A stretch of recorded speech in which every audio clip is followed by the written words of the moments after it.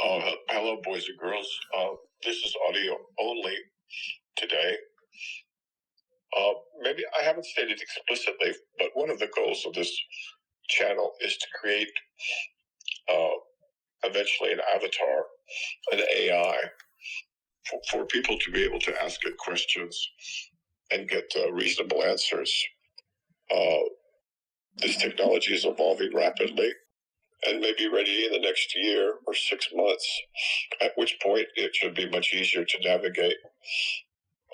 In the time being, if you're searching for videos, I notice that searches for Matrix of Mind are not too fruitful. So what I suggest is doing David Arredondo _MD, ARREDONDO. People oftentimes put an extra N in there. And then for some reason, YouTube comes up with my much older videos, which are primarily trainings on child development for the judiciary. So we're working on a way to make it easier to get to more contemporary things. So in the meanwhile, thank you for your patience and understand that the project continues. Any questions?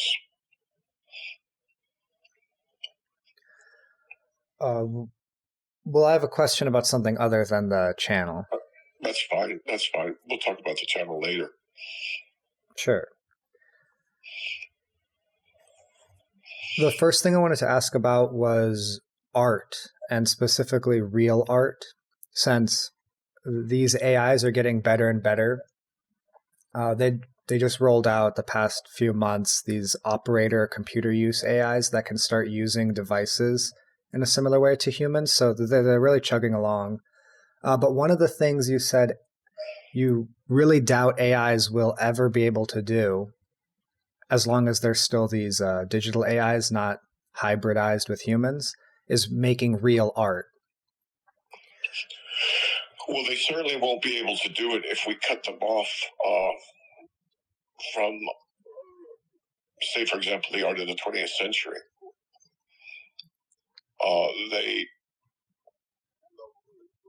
True art is not one particular painting, although one particular painting or sculpture can represent true art.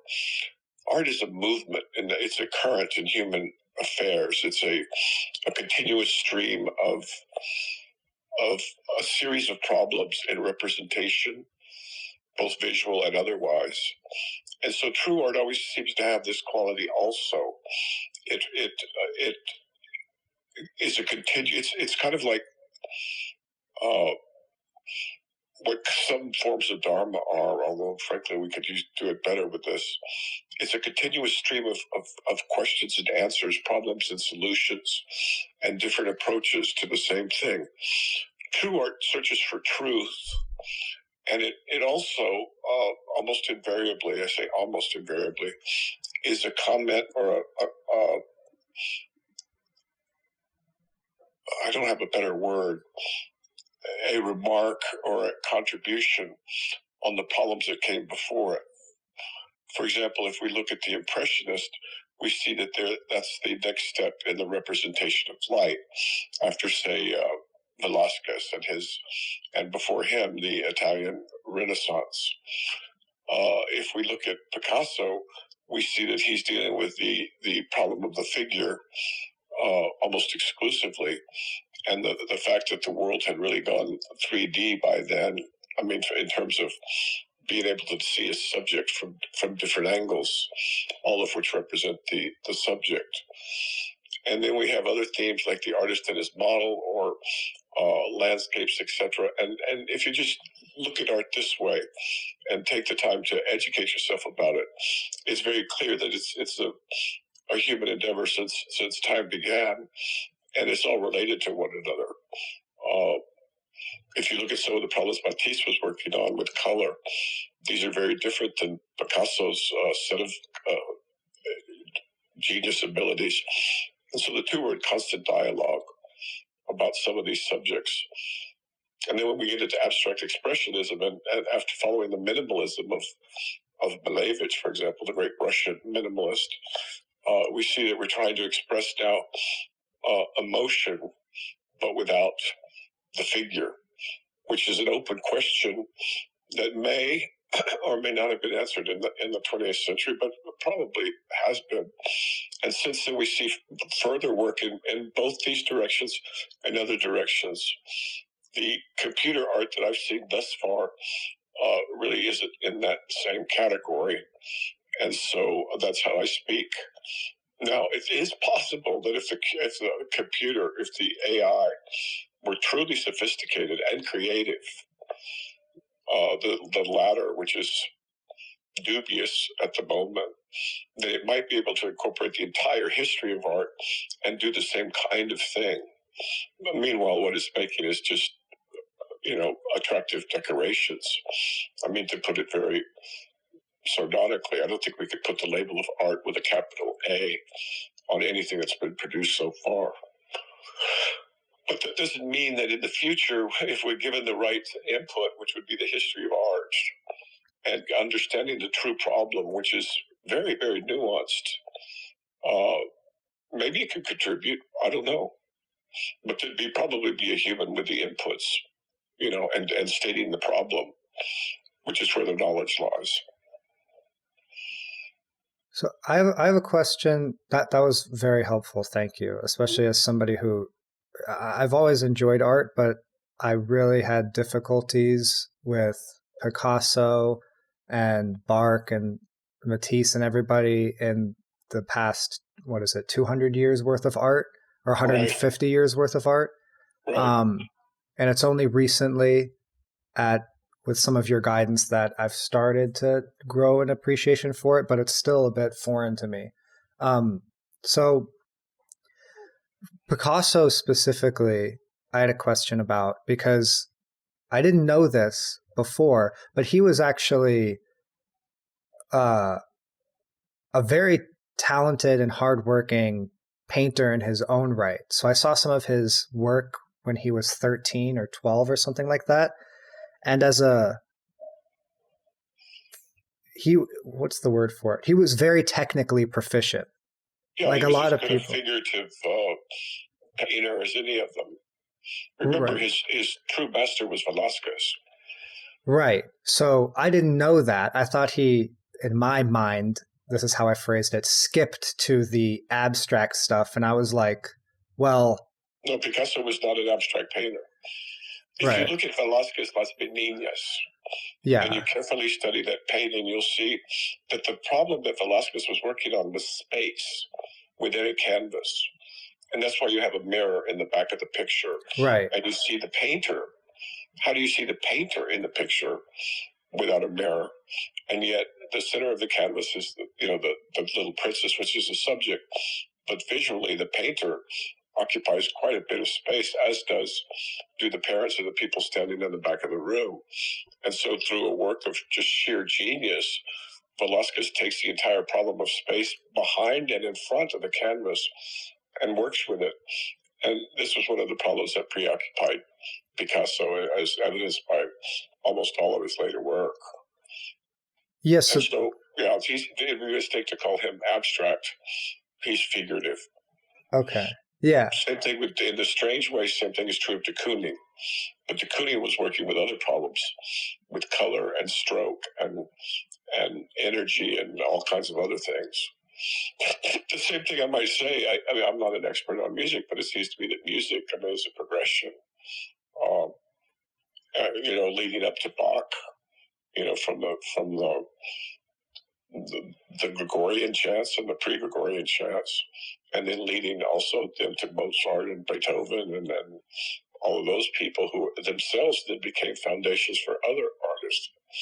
And then you end up with the great minimalists like, what's his name, Philip Glass, and other people too, after, say, Dvorak and some of the other more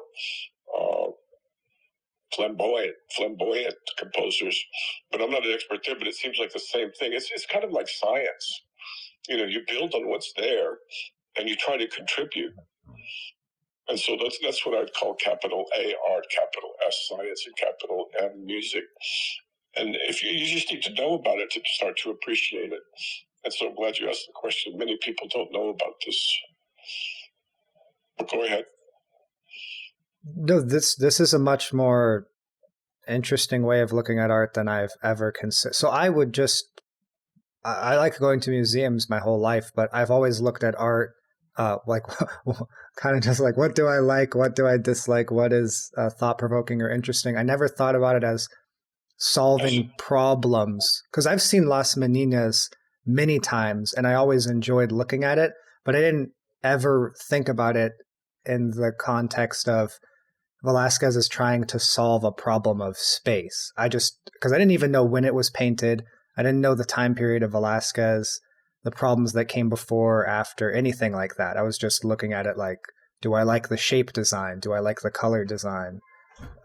Yeah, part of the problem is the way museums present art, sometimes in just isolated pictures that people either like or don't like.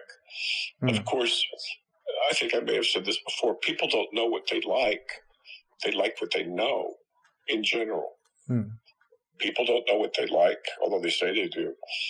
What they do is they like what they know. So that's more of a conditioned appreciation. And there's nothing wrong with that, but you asked the question about real art, and so I think that's a large part of the answer. But it can be cultivated, it can be learned. I mean, I hated Picasso till I had to give a lecture on him one year. And so then I started reading about it, and it changed my life with regard to art. It can be done in a few months of concerted study. And I recommend it because it's a gift for life. Same thing's true with music, you know? Yeah. Do you see art as... So I know that one intriguing thing when I read Plato's Republic was how he said that one thing you'd want to do is get rid of music from the population because well, at least in this translation I read, because it breeds sentimentalism, emotionality, and it's really not contributory. Do you see art and the different manifestations of it, music, art, as a necessity for humanity? Or is it's just something that we do and can't stop doing? I think it's a mandatory feature of our condition. And for example, let's go back to Pythagoras. Now, Pythagoras was a pre-Socratic. I don't even know what word to apply to him. You could call him a mystic, you could call him a scientist, you could call him a mathematician. But what he noticed is that some notes are inherently pleasing when combined. And being illuminated, and also brilliant, he started to study this, and he noticed that if you divided a string in half, you would get the same note at different octaves. And he noticed that if you divided it in other places, you would get a series of notes which just worked harmonically. And then when you study that, you find out that that's the basis of mathematics or something close to that. And he began to understand ratios. And he did it by studying beauty. And even today, for example, the golden section, which is, I think, also a discovery of Pythagoras, if I'm not mistaken. But if you look at a painting by Rothko, for example, it's very blatant there. What you're looking at is exactly the golden section. And then if you look in nature, you find this everywhere in seashells and in clouds and in storms and in ocean currents and bathroom drains and also the Fibonacci sequence. And so what we have here is this clear evidence for what Plato believed in and what has been disavowed for the last, I don't know, couple hundred years at least, that there are Platonic ideals embedded in our universe. And so by studying these ratios and studying beauty, you come to the conclusion that there is inherent ratios or relationships of certain numbers or sizes or colors to one another, or musical notes, and they all have underneath them this underlying principle of what is now called, of what would be called mathematics. And so there appear to be embedded in our universe obviously, no one can dispute this, certain mathematical relations that are, let's call them divine. I mean, they're not something that man created, they're something that man discovered. And then if you look at beauty in nature, you'll find it everywhere, and invariably it has to do with either symmetry or this ratio or another ratio or another that may or may not have been elucidated mathematically, but so I can't think of a stronger argument for the Platonic ideals than mathematics, which is discovered, not invented. And I don't know what most mathematicians think these days, but I think most would agree with that we don't invent mathematics, we discover it. And so where did it exist before Earth, and certainly before man? Well, this also is something Plato discussed, and although recently he's fallen out of fashion, well, when I say recently, maybe 250 years, 300 years, in favor of Aristotle, I think that people are starting to come around and realizing there must be something like that, especially in biology, where we're finding that the DNA is woefully inadequate to explain, for example, the transformation of a butterfly, a caterpillar into a butterfly. And we're noting that many tissues and cells in the body have their own forms of intelligence because they have to do different tasks and they have to solve different problems. But nonetheless, they are doing different tasks and they are solving different problems, and that is a form of intelligence. Now, we're starting to map that out mathematically and even in biological models to some extent, but I think what's becoming obvious is that the notion that natural selection is the only law that determines biological forms is not adequate. There's a number of reasons in addition to that I won't go into now, including things like language and things maybe like the Cambrian explosion and other things like that. But the conclusion, the scientific or rational conclusion, I think, is tending more and more towards the existence of what Plato called these ideals, but what Pythagoras discovered, probably through direct insight to some extent. It's very hard to tell with these spiritual geniuses what they would attribute it to divine inspiration, oftentimes. So there's that too, and so they all kind of tie together. Is that making sense? Yes. But inherent in the universe are certain patterns or designs or forms. And these are not man-made, these are man-discovered. And they're used in music, in art, in science. And hopefully in the future we'll be doing more of that. It doesn't detract from the science, it actually makes the science more difficult.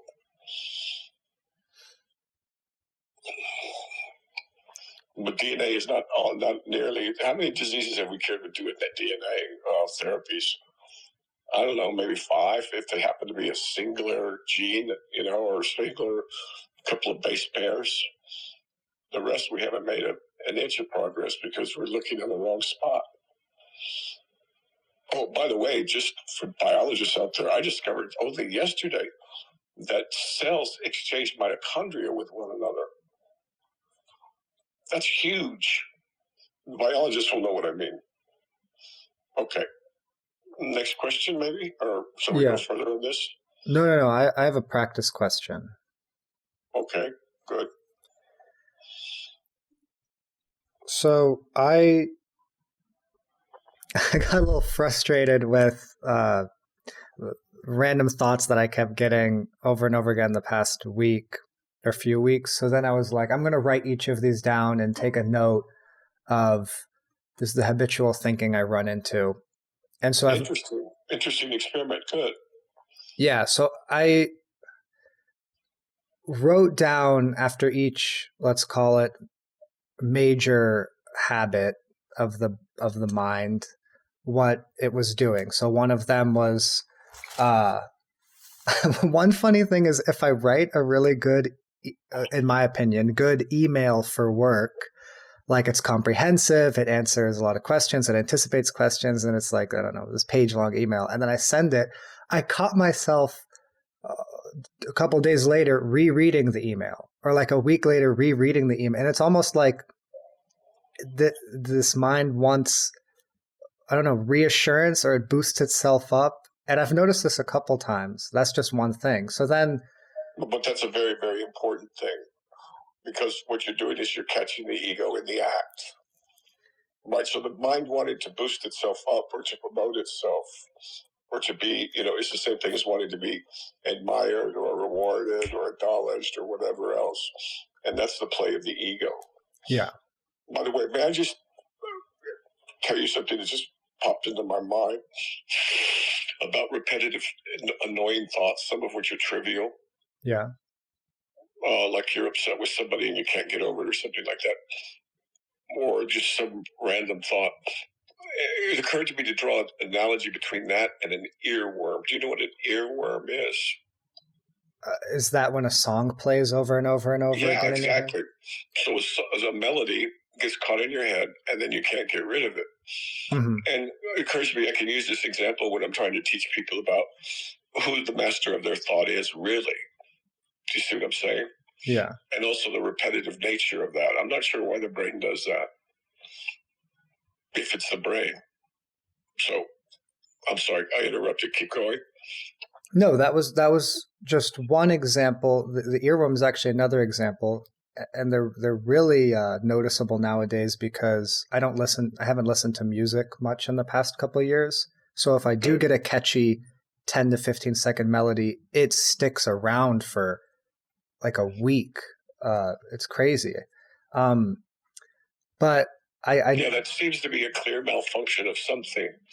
I mean, it may have been useful for learning things or memorizing things, or maybe in another civilization, like I'm thinking of now the Aborigines who do geography by sound, right? By melody.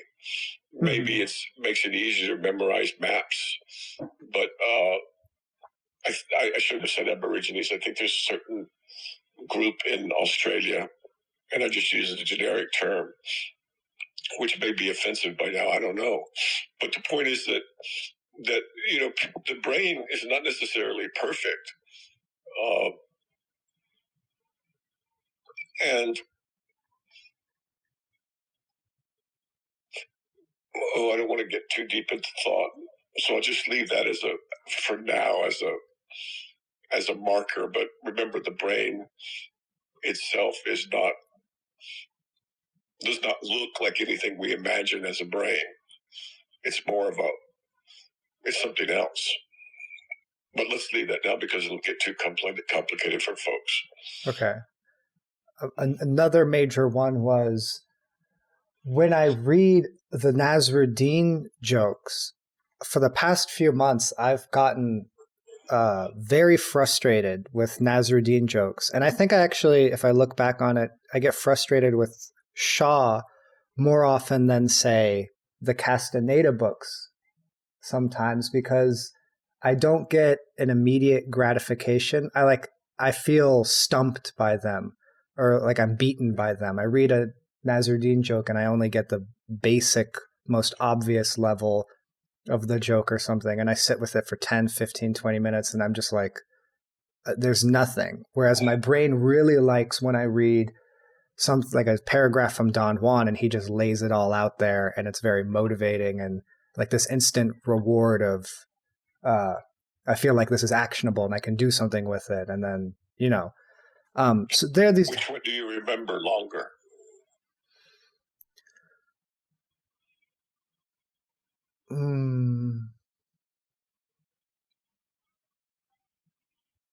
I don't know. It's hard to both, I think. Like a year later, a month or 6 months later for either of them, a Don Juan quote will pop into my head, or it depends on the circumstance, I guess. Yeah, a quote from Don Juan might, I find that the jokes that I don't get just stick in my head and bother me for a very long time. Like, if I knew what 2 + 2 was, I'd say 4. Right. That bothered me for years. And I haven't forgotten it. And it's come up over and over and over lately. So yeah, I don't. They're both good teachers. Don Juan and Don Gennaro too. Right. So nothing that Castaneda said really sticks around too long, in my opinion. Oh no, none of Castaneda's words I don't think ever pop into my head. But my point basically with the examples is I got frustrated with these thoughts, these patterns keep happening. Like I'll read 2 of the Nasruddin jokes and it's been half an hour. I feel like I haven't gotten anywhere. I get frustrated. I put it away. Once I spy, that's fine. That's fine. Yeah. Just let them be. Yeah. When I spy a habit like one of these, like the rereading the email that I'm proud of, or whatever one of these other ones are, is that enough? What do you do after that? Well, as you get older and wiser, you'll catch it earlier, saying, "Oh, I'm doing this for the gratification of my ego. I'm doing this for because I want to feel good. I'm doing this for a boost, or I'm showing this to someone because I want them to admire me." Those are all very, very human. Unfortunately, they're not particularly constructive, although they are enjoyable. And just notice it. Don't beat yourself up over it. It's a universal human aspect, just about. But think how much more we admire someone who just does their work, does it well, and doesn't look for validation, appreciation, or to get paid again for the same work. Very, very few individuals like that, and almost all of them are enlightened. For example, the one that came to mind was the Dalai Lama, but also others. This is because being affected by praise or the opposite of praise, criticism, both are weaknesses if you know where you're going, and they're immaterial if you know where you're going. And if where you're going is to a place where you're free from those, then you just look at it as a trifle weakness. It comes up, and goes away. But if you notice it, you can experiment with saying, well, I'm going to show this to this person so they can see how smart I am. Right? Or I'm going to say this to this person to show how brilliant I am. And if you notice it beforehand, you may or may not say, well, this time I'm just not going to do it. Mm. And the whole thing passes in a few moments. It's an impulse. I think it's more true, although with females it's weird because it's female to female more than it is male to... males are trying to impress females, and you can see where that, arises in the animal kingdom. You can see these... It's always the males that are decked out the most flowers, the most feathers, the more colorful feathers. The red cardinals are red, and the females are brownish. The peacock almost, is ridiculous. And so maybe you could think of the peacock and the ridiculousness of that taken to an extreme. But it's a human universal. I wouldn't worry about it too much. If you're noticing it and you decide, I'm going to do it or not do it, the more you don't do it, the stronger you get. And the more people actually respect you. Right. Or you could look at other people like Donald Trump, bless his heart, has to get constant, affirmation. I did this, I did that, I did that. Now, part of that may be politics. Claiming credit for everything that moves while you're in power. Biden did the same thing, I think. But do we admire them more for it? Not really. No, not really. I have another question. Bless Biden's heart too.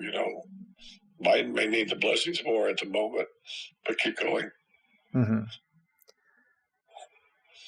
So you posted a tweet. Some people might have seen it, but just to describe it for folks, it was actually a repost. So this person, I don't know if they made it, but to give them credit if they did, Jordan Crowder, posted this GIF video thing where it's this futuristic spaceship flying through the mountains in a desert on a different world or something. And as it's flying, you don't see the full landscape of the whole world around it. It's like this 50 meter by 50 meter square space the rendering in real time is rendered in real time. So it's like go ahead. Red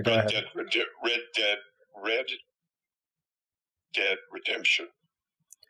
Yeah, like a video game. Like the rest of the video game isn't rendered because it would be useless. Like it would take up way too much energy from your computer. So it just renders what it needs to be seen and worked with at that specific time.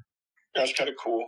Yeah, it's kind of cool. So it'd be like someone walking down the street, and the only part of the street that's you see is what the person walking down the street is seeing, and the things more that far ahead and the things behind are simply not rendered, so they turn into kind of blank space. Mm-hmm. So you said you reposted this, but then you commented, not exactly, but fun to visualize anyway. Yeah, so I send out tweets sometimes that are visual. They're usually made by somebody else. But the best ones are when you visualize the actual size of the Earth relative to the cosmos, or the size of the cosmos relative to the Earth, because those are directly there to give you information about that, right? That you can't really get any other way except for the Avatamsaka. And even the Avatamsaka resorts to some techniques like that. In this case, I thought it was an interesting description of what some physicists are saying, that in the quantum mechanical world, the only part that really gets illustrated is that which is seen, heard, tasted, so on and so forth. Right. And the rest is bare bones, consensual reality.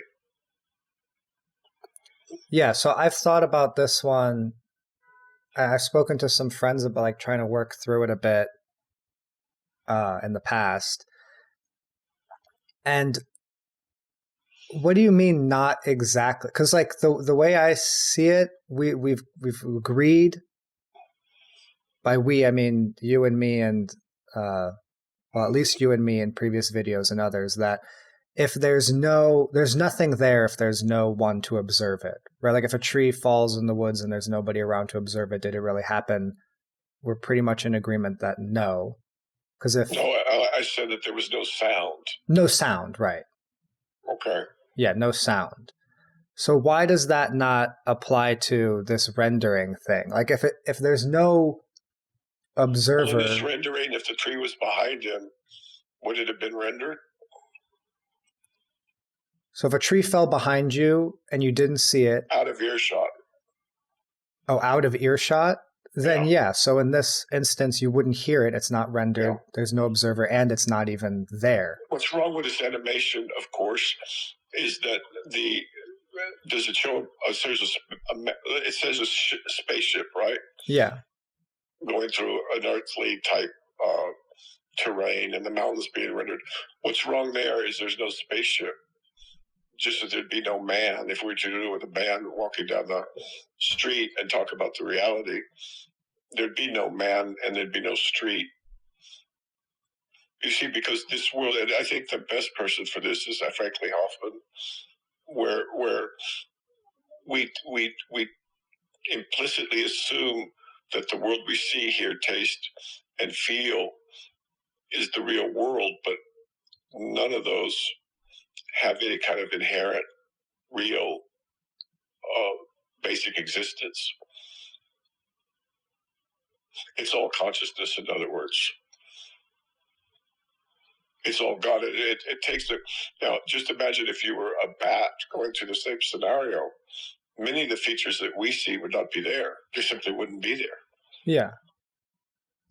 Or if you're a caterpillar, so many features just aren't there. They don't concern you in the two-dimensional life that you live. But as a butterfly, those 3 dimensions matter a lot. And so they exist. Sure, but Remember, the universe exists inside you. You don't exist inside the universe. That's a really important but difficult, sometimes difficult for people to grok. The universe is a construction of the human mind. What else could it be? Oh, I see. So the rendering wouldn't just be what this imaginary, what we feel is real person sees, tastes, touch, feels. Well, no, but still, because that's if a butterfly was flying through the same terrain, it would just look different, but you would still say that it renders only what that butterfly sees, touches, tastes, senses, and then everything outside, everything that butterfly isn't privy to, isn't being rendered. That seems like a suitable formulation, but you're saying not exactly. It doesn't work. Correct. And so it's important to realize that in this work, we talk at different levels of abstraction. Now, we might talk in the relative terms of the world if we were talking about going to get a job application or trying to help someone cross the street or something like that. But at the next level, of course, we're not talking about objects looking as they look. Well, at the next level, we talk about the objects having no inherent existence, that they're all just made up of different things. And these different things have come together for a very, very short time. And we call it a table. Even though a very short time ago it was a tree, and before that it was a seed, and before that it was, I don't know, an idea. And afterwards it will be dirt or eaten by termites or something and won't exist. All of the world is like this. It has no inherent permanent existence. So it has no true individuality, and it has no true existence in time. And all we have to do is zoom out our time scale to see that very clearly. And that's one of the things the Avatar Saka helps with. And so everything that we imagine to be real and have its own identity, Mount Fuji, for example, or democracy or money or anything like that, in fact, is always made up of something else and will not last and does not exist at other levels of abstraction. Then we go to the next level of abstraction underneath what I just described, which is a facet of emptiness. And we get to Donald Hoffman's keyboard analogy, which I think is useful in the modern world, that what we see are icons on a screen. They don't really look like that. The wastebasket on the screen is not really a little wastebasket in your computer or in your phone. It's just a representation of something else.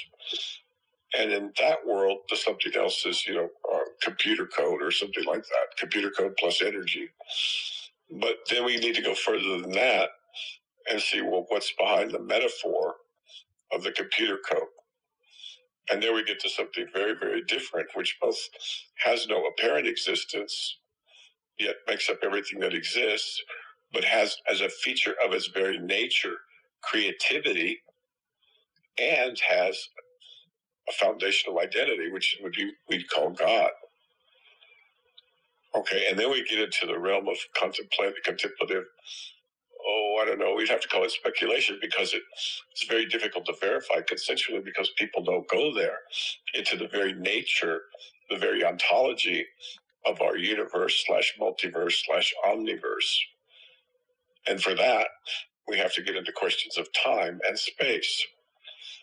And so a lot of that just depends on the capacity of who's doing the contemplation. I was thinking this morning, if you take a dot on a page, let's take a dot on a page, okay? Okay. Now, there's ways where we could flip that page and that single dot becomes a line, right? Think about it. A dot could be the end of a line.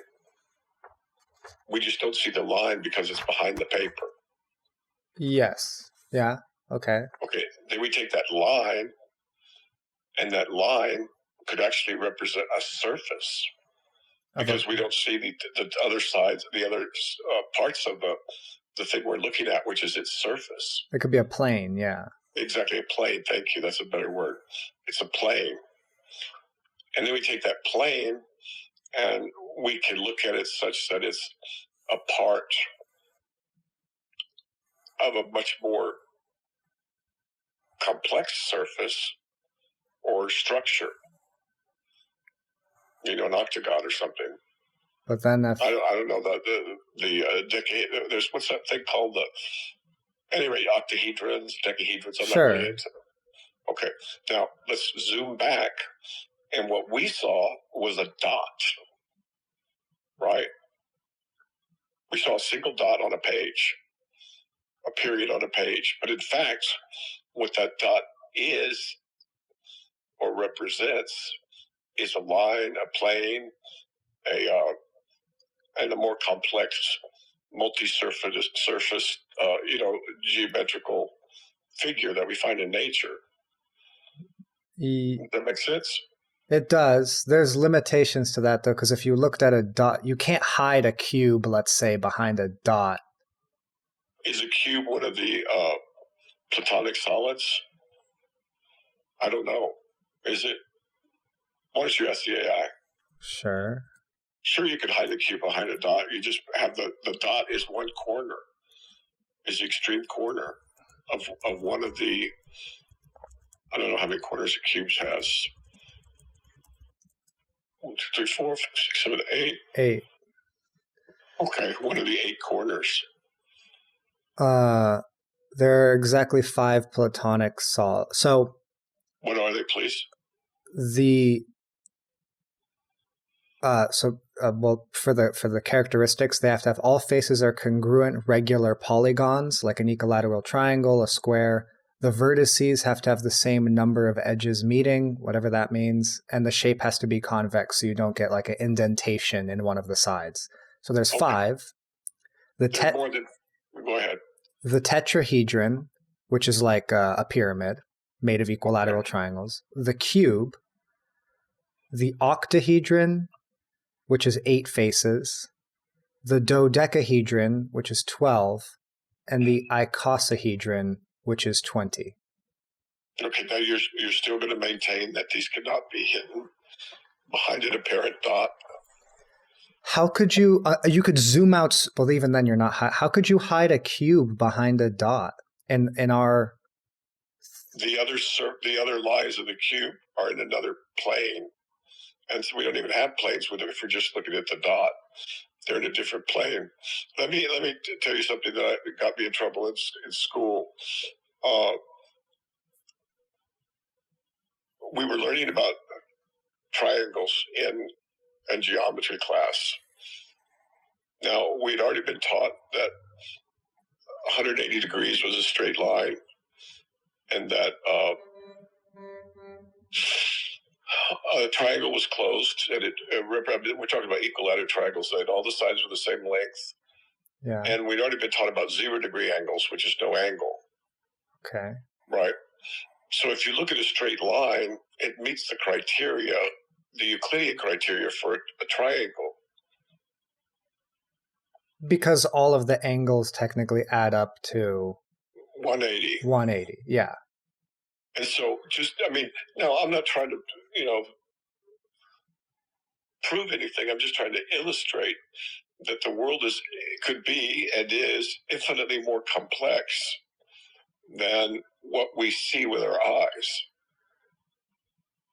Yeah, so it already is. It already is. We've got a very narrow band of the visual spectrum, and there's many temperatures that are too hot or too cold for us to even think about. And plus, we know about the quantum nature of reality, and so it shouldn't surprise us that what we see is not the thing itself. We see representations of the thing. Agreed. I still am having difficulty saying you could hide a book, let's say, behind a point by looking at it in a specific way. Imagine you only have one plane. You can hide a book behind a plane for sure. Right. Well, the dot has to be on a plane, right? Yeah, but you do that by changing your orientation. So that if you want to hide a book behind a plane, fine. But then if you want to hide that plane behind a line, you have to move it and you'll see the rest of the book again. It depends on how you're constructing this toy universe. When I say there's a dot, I mean that's all there is. I shouldn't have said dot on a plane. That's just a helper to visualize it. So when all you can see is, if all you can see is one dot, that implies that there are no planes. Okay, now I see what you're saying. Right. In a way, you can't see it, but that's my point. You can't see it. I get what you're saying. I get what you're saying.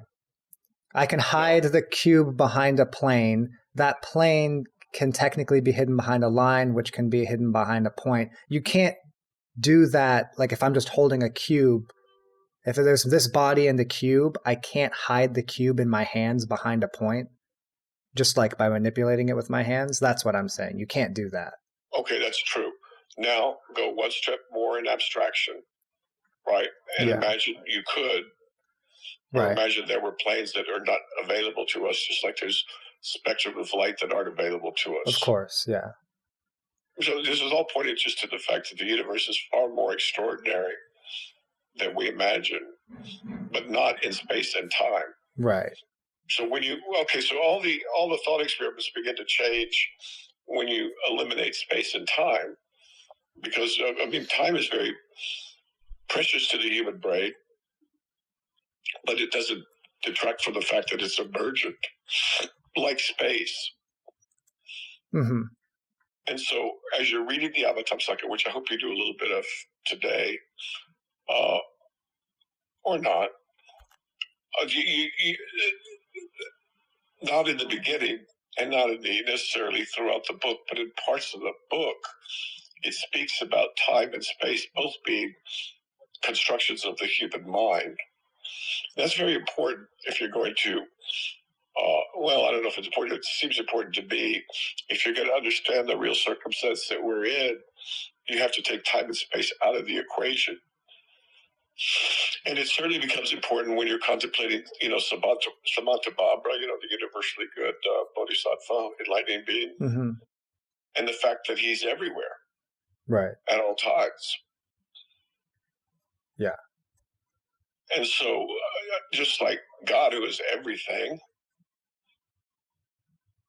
and certainly not a thing or a set of things, then if you're seriously going to contemplate what we call God or look for truth, then your mind has to be able to grok beyond the differentiation of trivial things. I don't know if I'm making sense entirely, but somebody will get it. No, you are making sense, because at least over the past couple months, as I've been doing these contemplations and trying to understand things like Samantabhadra, it's not enough to look at the world only in terms of conventional linear time or Absolutely 3D not. space. It can't accommodate. Einstein proved all this. That's 100 years old scientifically. Yeah. At least. But in the 2nd century, somehow they understood all this. And they have their own version of the omniverse, or what we might call the multiverse. And in it, right, it's imbued with something that is, from our point of view, completely magical, which is the creative, which we have no idea what it is. Mm-hmm. The creative is in a category all by itself. I'm not talking about intuition, or I'm not even really talking about, although sometimes it may touch art or touch philosophy or science or music. It's not the thing itself. Those are when the impulses from the outside are appropriately received on the inside. And there's no better feeling on earth than that, unless it's actually, discarding the whole self altogether and just the bliss of what's there. I should probably stop there. My eyebrows are going to fall out.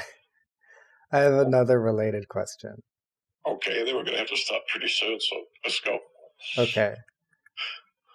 So if the universe is within me, I guess I shouldn't presume. Are there any limitations to what is observable? And by that I mean, in the Don Juan and observation is itself a limit. And also, I noticed, since you said it, that the universe is inside me, which I think is what I said. But see, that's wrong, because inside you is already a mistake. Well, yeah. Okay, there's no inside you or outside you. Yeah. Okay, now go ahead.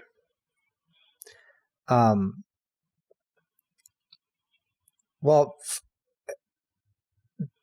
Carlos asked Don Juan and Don Gennaro in one of the books. I think it's one of the later ones. I think maybe The Fire from Within, when they're talking about the assemblage point. Whether you can experience like what it is to be an animal or like a butterfly or something else. And then Don Juan said yes in really indescribable ways. And so as a human, if you're being a human, you're limited to the 6 senses. But turtles or butterflies, some of these things have magnetoreception. Bats have an echolocation that's far more advanced than what we achieve. Are those things, can you experience those things? I haven't. In my past lives, unfortunately, I was only a dog and an ape or gorilla. So I could just say about those, but, and then it's always limited by the body, right? No, the answer is, in principle, I would say, no, you can't. But I don't know, possibly. Then what? See, the thing is, you can't, the other side is so vast and so incomprehensible. There's no telling what it can do.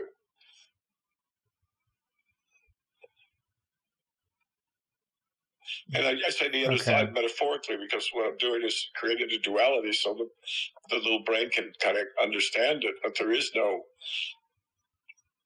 other. There's just an imagined anti-other, which is a self. Mm-hmm. But the other side, okay. This is the difficulty I keep having. To call it the other side, because it is, for all practical purposes, it's as if the other side reaches out and informs. I don't know. It reaches out and energizes, informs, malleates. Makes into some molds a human, a fortunate human. That's why the goal of every single tradition in Christianity, it's not my will but yours. That's a famous Jesus prayer. And then in Islam, Islam means submission. And the Taoism, the whole goal of Taoism is to accord with the way, capital W. And so aligning yourself with this ultimate source of intelligence and wisdom and creativity and love is the goal of a human lifetime, a good goal. The only goal, as far as I can tell. Everything else, in retrospect, looks completely trivial.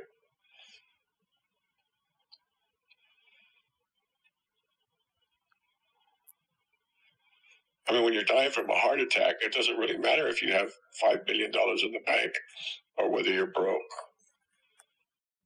Those things just don't amount to anything. Literally less than nothing.